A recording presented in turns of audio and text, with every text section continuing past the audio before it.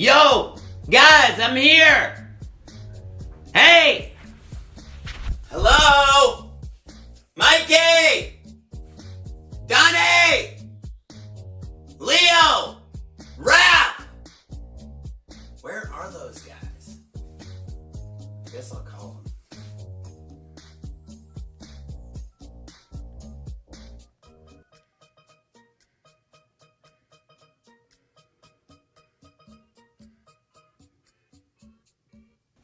Come on, Raphael, pick up. You never answer the phone. Oh, who's calling me? I should never let Mikey talk me into buying this stupid phone. I don't even like people. Who would have called me? Hey, Raph! Alright, who is this? In fact, just leave me alone. Raphael, it's MC Popsicle. Oh, whoa, Popsicle, homicide. Rappy Taffy. After your Raphael, what is up, my dude? How are you doing? I'm all good, dude. But listen, I'm at the Turtle Lair right now. Where are you guys? We're supposed to have that interview today.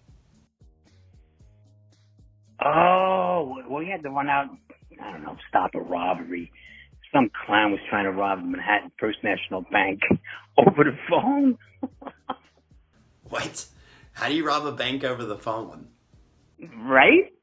It's a long story, but it took like a couple of prepaid phone cards to bring this clown down.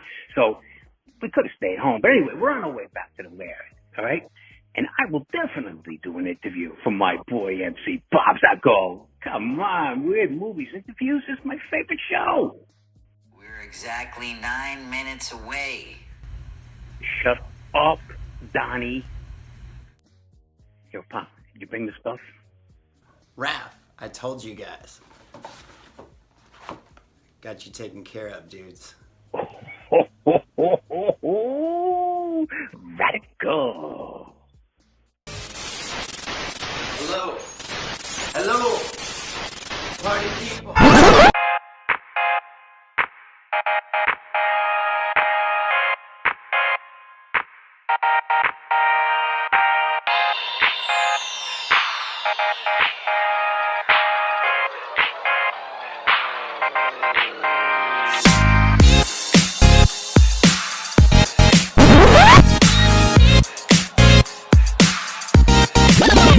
What's up, party people? It's your boy, the dangerous daddy, MC Popsicle! Yeah! And today, we're talking about the live-action 90s Ninja Turtles movies. When the first one came out, it was the biggest independent movie of all time at that point. And there are a bunch of people just like me that absolutely love the Ninja Turtles. Had all the toys, all the clothes, all everything. Check this out. Okay. Hey, Pumpkin. How's your cold? Let me see your backpack. Turn around. Whoa, the Ninja Turtles. So, as you can tell, I love the Ninja Turtles. I still love the Ninja Turtles, and they got a permanent place right here. That's why I'm really excited to tell you we have Tim Keller on today, the actual voice of Raphael from the original Ninja Turtles trilogy. Check it out. Hey, Mr. Tim, how you doing? Hey, what's up, MC Popsicle? Just chilling. I'm the chillest and the illest. Yeah, villain. I feel like ever since I was a little kid, my main goal was to just grow up and be a human version of a Ninja Turtle. Oh yeah, me too. Well, without the anger issues. Yeah, you actually did it. I'm gonna have to settle for a human version, but if you hear about any new turtle movies, let me know. I will. Where are you right now? Are you in New Orleans? Yes. Oh, okay, cool. Have you ever been over there? You know what? I'm ashamed to say I've never been in the Big Easy. Ooh, you would like it. I know.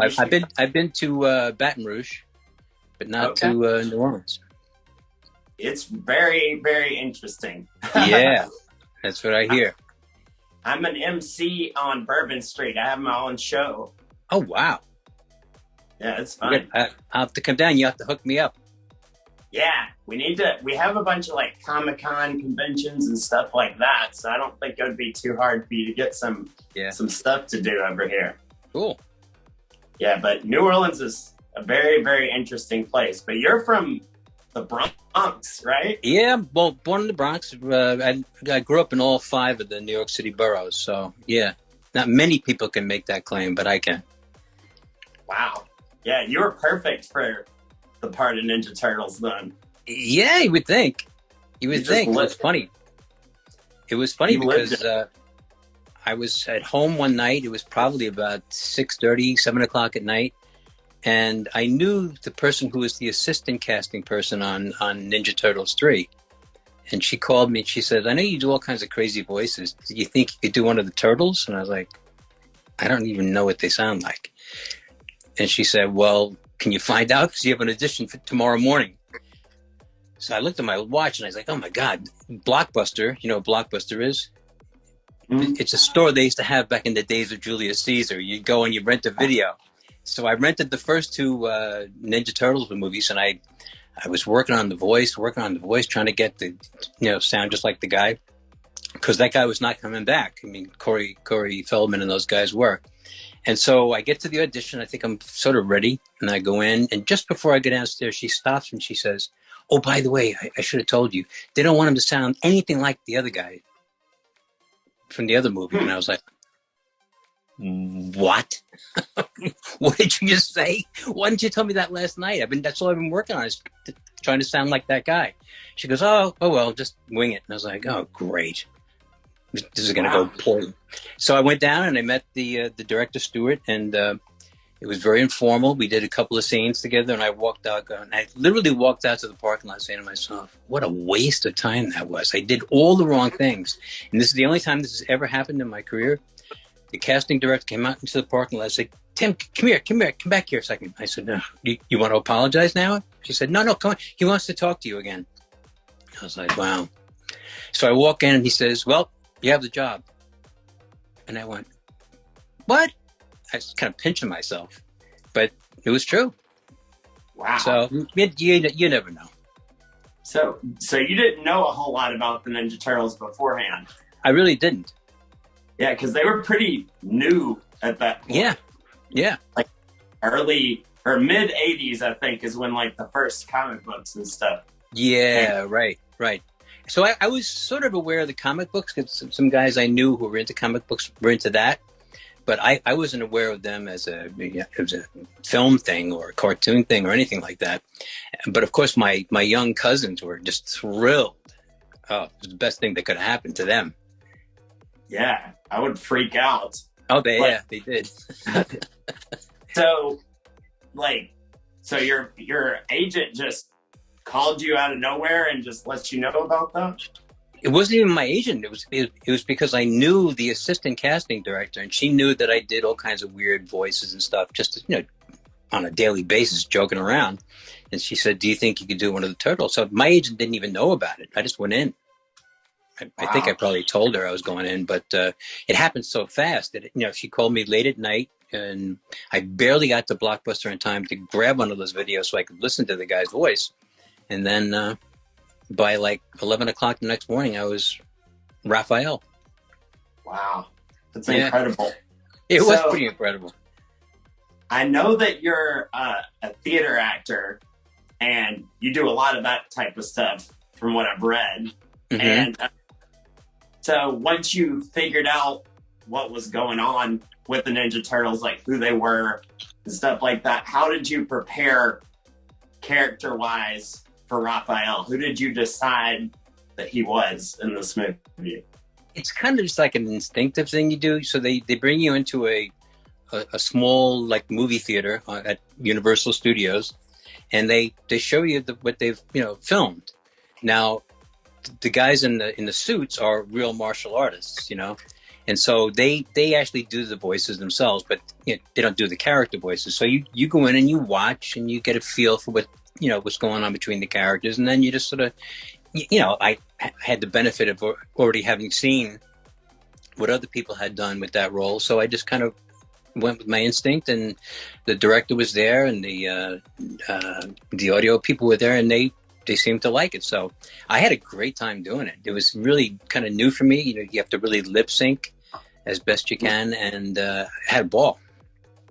Wow. Were you working with any of the other voice actors, or were you just on your own? Well, you do it on your own, but you know, they actually got together and invited me to join them at one of their houses. I forget who it was. Corey Feldman kind of like ran the whole thing, and he couldn't have been nicer. And we just sat around one of that guy's houses, and we did the script and just played. And then once you actually start doing your part, you know, you're only alone in that room with the director and watching the screen and in the dark. Wow. So, so you got along with Corey Feldman well? Yeah, he couldn't have, like I said, he couldn't have been nice. You know, I was the new kid on the block, and he was very, very hospitable, very welcoming, very friendly, warm. Yeah. Yeah, that's cool. I like him. He was like the it guy at that time. Yeah, he was that's doing right. everything. He was doing everything. Yeah. That's nuts. As far as personality-wise for Raphael, did you feel like you needed to like add anything as far as his character? No, I know that, you know, he's supposed to be a New York guy, so you know, like a street guy, you know, kind of knock around guy.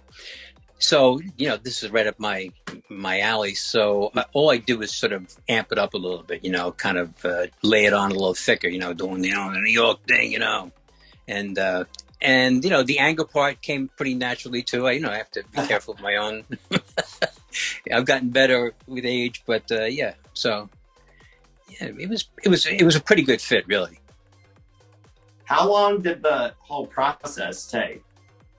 Oh, I think, you know, I don't know how long it took them to shoot it, because you know, of all those movies, that to me had the highest production value. I mean, it was really beautifully shot, and they had some really good actors in it, you know, who were not wearing shells on their backs.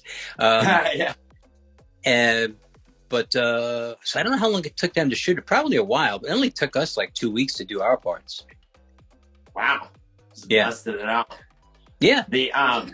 I watched it again the other night, and I thought it was really funny. Like some of the jokes in there, I was like laughing out loud at, and I don't sit there and go ha ha ha at movies, but some of the stuff they were saying, because it still had that like '90s flavor. So some of it was like, "Look, I'm Don King" or something like that. Right, exactly, right. A lot of those. Funny. I'm old enough that I got those jokes. Right. Did you ever meet Kevin Eastman or Peter Laird, the guys that made the comic? No, I don't think they were around. If I did, it was, you know, in that theater in the dark, and I may have shaken hands with them, but I can't say that I actually did. I mean, Stuart, what was his name? Stuart Baird? Was he the director? I can't remember. Yeah, but yeah, so he was the one I had most contact with. Okay. Yeah. So, did you keep up with the Ninja Turtles after you did the part? I did a little bit, you know, because it was, you know, I quickly came to realize, I mean, how popular this franchise was. And so after we wrapped and the movie was just about to come out, they were having some big, I don't know, fundraising thing. I forget what the cause was at Universal. And we were invited to be there for it. And all these celebrities brought their kids, and we were at a table and being asked to sign autographs. And I felt so like uncomfortable. I was like, why do they want my autograph? You know, I was pretty new to the, you know, the film business at that point. I had done a lot of theater, but no real film and TV really. And so all these, you know, these Vito's coming up with his kids, and I'm like, oh my God, this is a trip, you know. Here I am in Hollywood signing autographs for the kids of celebrities that I look up to. Yeah, it was huge. I was reading about all the money that those movies made was insane. Like, yeah. I think I'm not sure, but in the first movie, I think they spent maybe close to, or maybe a little over 20 million, and then made like $250 million or something like that. So just like, on the movies, forget about all the figures and the merchandise and all that stuff. Yeah, and at the time, I don't know how long this stood, but it was the biggest indie movie of all time. Is that right? It is. Wow. For a very, I believe it was for a very long time, nobody took that record. No kidding. But wow. I thought that was really interesting. That's pretty cool. I was surprised it was an indie movie. Yeah. I didn't think that would... Yeah, I know there was a kind of a combined production. There was Japanese corporate company involved, and then they partnered with one or two other companies in the U.S. Yeah, I forget the names of the companies though. Did you buy some action figures after that? I was given some. Yeah, but I think I gave them all. I don't think I have any left. I gave them all to my relatives, my young cousins and things. Oh. Man, my whole house would be. It is anyway, but oh yeah. Every single Raphael turtle there was. Yeah, I love that stuff though. Oh yeah, yeah. It was funny when I went. I'm sorry, go ahead. Oh, I was just saying they made. I'm sure they made far more with action figures and stuff than the movie. Lunch boxes, mugs, you hats, shirts, you name it. You're wearing one right now. Yeah. Did you know in the original comic books, all the Ninja Turtles had red bandanas? Oh, is that right? Now only one has it. Now only one. Yeah, they did that at first for a while, but then they were like, nobody knows who any of the turtles are. Oh, I see. So we had to change them. But I thought that was interesting. Sense. I was reading about that the other day, and I was like, that's a very strange thing to do. Yeah, well, it makes it easier for me when I'm watching the screen to realize which one I am. Yeah. What were you gonna say? No, nothing. You were saying something about. Oh, I know. When it was another thing that was funny is that, I was back home with my family in New York, and we went down to my cousins. They were living in New Jersey at the time, and they were little guys, and we pull up the block, and the entire block is filled with these kids, and they're waiting for Raphael to show up because my cousins are bragging that, my cousin's Raphael. And I was like, I was amazed. And these kids were thrilled, it was really funny. Because I remember being a little kid myself, meeting a sports celebrity or something like that and just being in awe and asking for an autograph.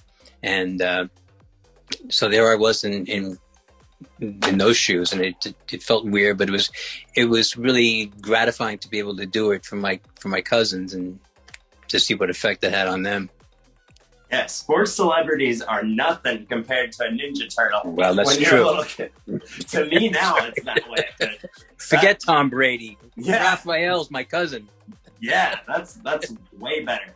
I was looking at home videos over Christmas. I went to go visit my family, and I found a video of my first day of school, first grade. Oh, wow. And my backpack was Ninja Turtles 3. Is that right? Yeah. Good man. Yeah. Good man. Yeah, I had on my that's a good omen, John. Bulls clothes, and I was all decked out, and that was my That's backpack. A good omen. I remember that the other day, and I was like, that was my first backpack that I ever had. My mom let me pick it out, and I was like, ooh, cool. Ninja Turtles.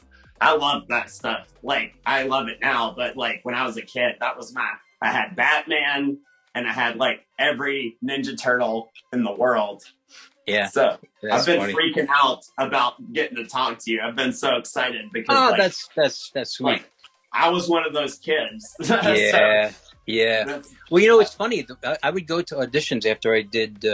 I started to get more and more work, and then I did a movie I was so excited to be in, Spike Lee's Malcolm X, because I had read the book when I was in high school, and I just couldn't believe that I was going to be in this movie with Denzel Washington, Spike Lee, about the real Malcolm X. I was over the moon. So that comes out, and I would go to auditions, and they would, they look at your resume and they talk to you a little bit. And I was absolutely sure they're going to say, so what's it like working with Spike? And how is it working with Denzel? The first question they would ask was, you're a Ninja Turtle? You're like, yeah, but I was also in Malcolm X. Tell me about the Turtles. Yeah. Did you think that was going to happen at the time when you were doing it? Like, no, I had no idea. No idea. Follow me. No idea. But it's nice. You know, to this day, I meet people who go, I looked you up online. You were Raphael. I can't believe it. I love that movie. Yeah. So it's fun.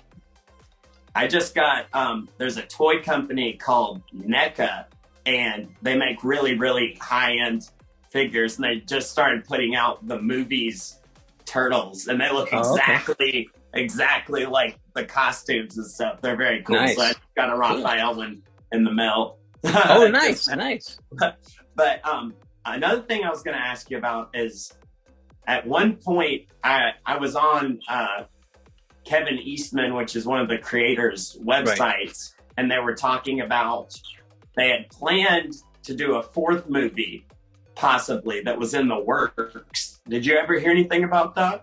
Not a peep. So it became the TV show. There was a TV show that came out by Saban, and it was called The Next Mutation. And so all the Ninja Turtles were going to have another mutation after them becoming giant turtles and get like superpowers and stuff. And Raphael was going to be Raptor Raph, so he can like kind of like a Hulk. Yeah, wow. Raphael.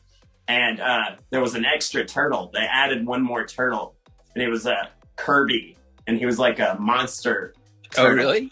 So, but yeah, I was just wondering if you had ever heard anything about that. No, but if you talk to those guys, remind them. Yeah, I would love to see that. That seems really interesting. I saw some of like sketches and stuff like that. Cool. But normally one of the things that I ask is, what is your personal favorite movie, or one of them, like a movie that really stands out to you? Oh, I saw you ask Charlie Fleischer that question. Mm-hmm. You got a very interesting answer. Yes, I always do. I watch movies like from the morning till the night, like all the time. Yeah. And I have never heard of any movie that anyone tells me on this show. Like, well, I won't stump you on this. But, you know, we should start a 6 Degrees of Charlie Fleischer, because when I first went out to Los Angeles, one of the jobs I got when I was not working much was I was a bouncer at the Improv on Melrose Avenue in L.A., where Charlie Fleischer was a regular performer. And I just thought he was brilliant. I mean, he was just out there, man, and doing things that nobody was doing. So, and then when he became Roger Rabbit, I was like, wow, this guy's amazing. But he's a lot more serious off stage, I guess. You know, he's pretty. It's a small world. So that's a tough question. It's a tough question.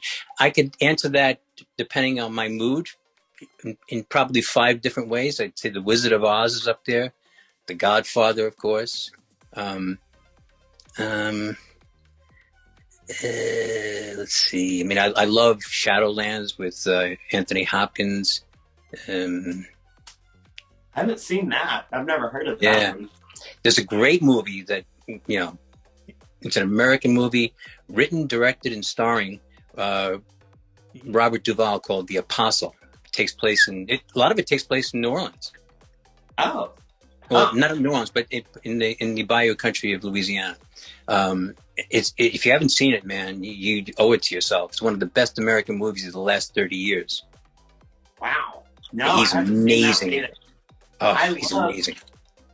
I love both of those guys. I love Anthony Hopkins. I could just watch him eat cereal. Like he's a great actor. You'd love him in this movie called Shadowlands. He plays the real life C.S. Lewis. I don't know if you're familiar with him. He did all the Narnia books, and it's a powerful movie, beautiful movie. I would definitely like that. I like the Narnia too. I just watched Meet Joe Black again. Oh yeah. Recently. I really like that. I never saw the whole thing. I only saw bits and pieces of that. That was Brad Pitt and Hopkins, right? Yeah. Were you bored with it, or were you just busy? No, it was bad timing. I was like in between things and it was on, and I just never had the chance to really sit and watch them from beginning to end. I recommend it. See, for some reason, it didn't get just stellar reviews, but it's one of my favorite movies, and the concept is really neat. Where Yeah. Brad Pitt is dead, basically, on vacation.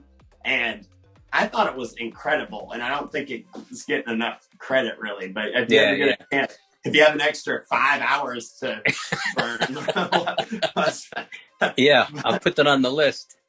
But also, since, I mean, you've done movies. Another thing I want to talk about is you were in Inception also.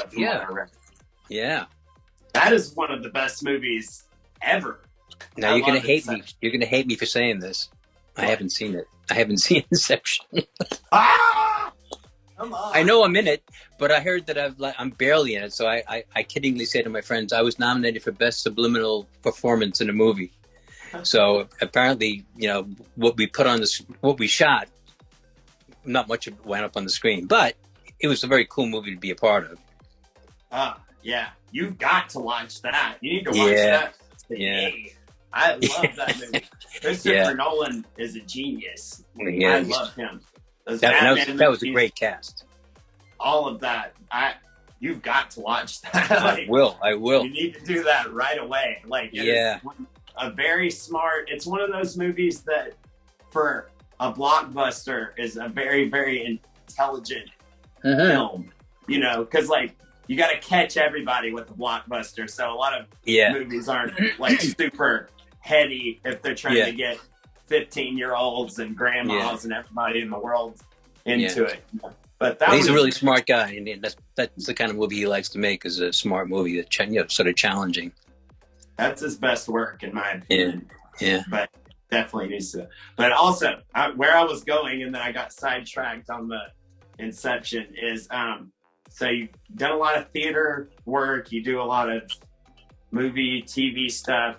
I'm in the Screen Actors Guild for New Orleans, and I'm on the mass communication chair. Oh, wow.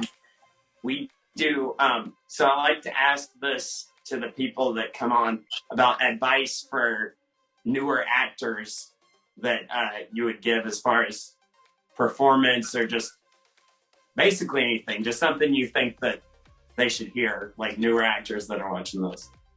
I mean, the best advice I could give is if you really need to do that's a good sign. If there are other things you can do and would rather do it, because it's not an easy life. But apart from that, the best advice I could give is just really get yourself trained, learn how to do your craft, learn the art of acting. It's an interpretive art, like music is, or like playing an instrument is. And the more skilled you get, the freer you are to get a role and feel confident to do it. Right. Yeah, that's good. That's really good. Yeah, a lot of people go out to Hollywood and they join a gym instead of taking an acting class. They get a tan, they join a gym, and they get their teeth done. But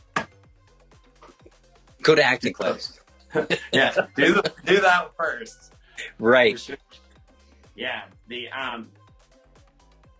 that's good. I like that.